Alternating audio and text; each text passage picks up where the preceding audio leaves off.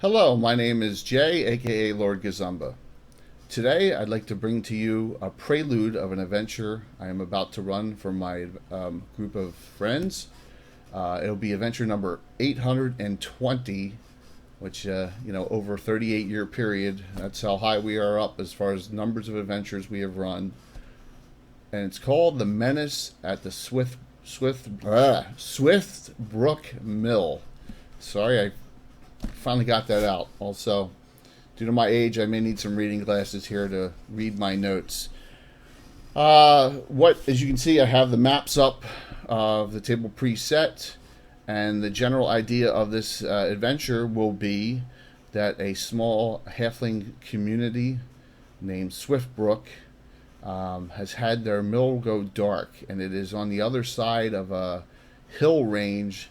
So halflings tend to be, not very inquisitive, and they've sent a few people over, and even a ranger, and this is based in the county of Ulick, to investigate. None have returned, so they have basically done nothing, and have asked a group of knights slash adventurers. This group is named Theo's Heroes. And you may say, why is it named Theo's Heroes? I put some figures of the group down below. We will start from the left, and the figure on the far left, that is, you could say he's a very interesting individual. His name is Theodore Craxus. He is from the Craxus family, which is a subfamily of the Selmelin, which is House Selmelin is a noble family from Selene. They're kind of the black sheep, the Craxus family of Selmelin. They're mostly all half-elven. The father had an affinity for human females. This is the third Craxus to come along in our campaign, the youngest brother. Started with Harrison Craxus. He was a half-elf bounty hunter. His older brother, Theodore's older brother, Richard Craxus, whose nickname was Drippy. You figure the joke out there on your own. And he himself, Theodore, is a jester, a subclass of a thief, which you could say the jesters are limited in capability, but provide some comical relief. So when we started this group, we always try to name each group and could not figure out a name. So Theodore, being my NPC jester, said, well, I am the de facto, it's kind of a joke, I am the de facto leader anyway. I am the most charismatic.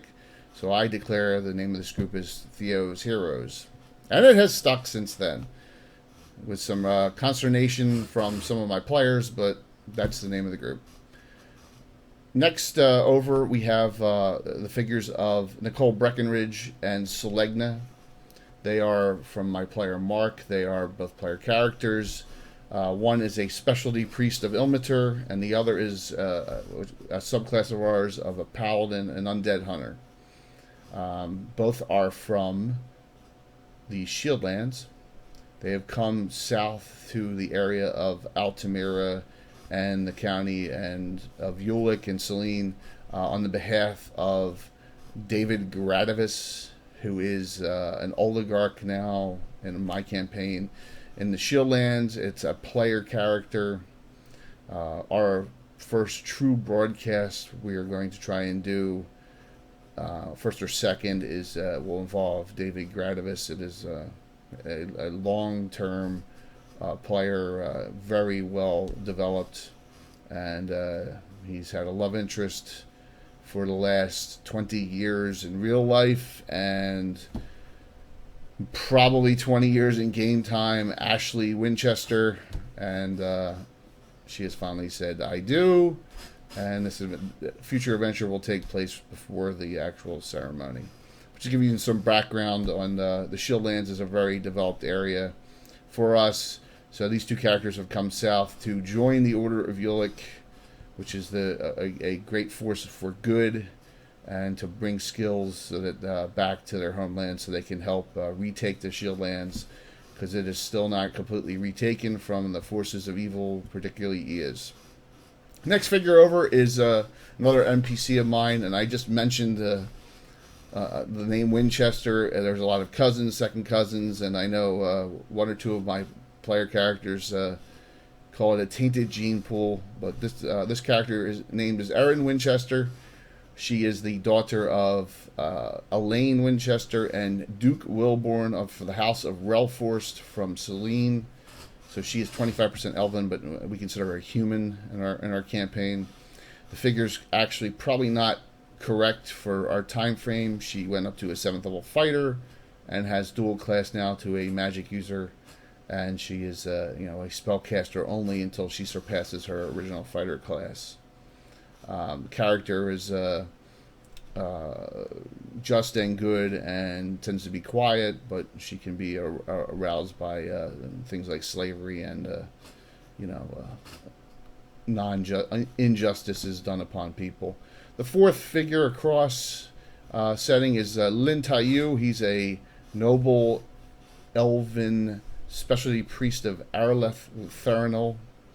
That deity came actually out of a Dragon magazine a few years back on extra elven deities. It is the elven god of hunting, basically hunting dark elves or the underdark evil creatures. We've really loved the deity. It puts the surface elves against the dark elves. It seems to be a very good way to create an antithesis to all the dark elf deities like Loth, the Elder Elemental God, Vayrun, which we've kind of everyone's pulled stuff from Forgotten Realms. I will bring that up hopefully in a future video with maybe a discussion with one of my friends on how I think that the elven elven race was corrupted horribly by Forgotten Realms, particularly R.A. Salvatore, and that I try and base my elves right out of the module, the Underdark series modules, against the Drow. It's where we try and keep all of our the general information on how to run a dark elf, and we allow them as player characters too. But you would think we would have a ton of them. We don't really have a lot of dark elven characters. My players really like to try different classes, races, and role play all different sorts of ideas, so we don't get overrun with dark elves like a lot of people think you would. So there's the adventure in a synopsis. So the group will be going to Swiftbrook to assist the halflings there and find out what the Menace really is. So I wanted to bring this prelude to you. We are getting closer and closer to being able to actually do live broadcasts of our gaming sessions. We have a target date in June of doing this. We may get before that, but just wanted to show you what we have going. I may do a synopsis of what happened in the adventure afterwards, but please feel free to contact me anytime on this channel or on the Cannon Fire group on Facebook. Once again, I'm Jay, Lord Gazumba, and I'll see you very soon.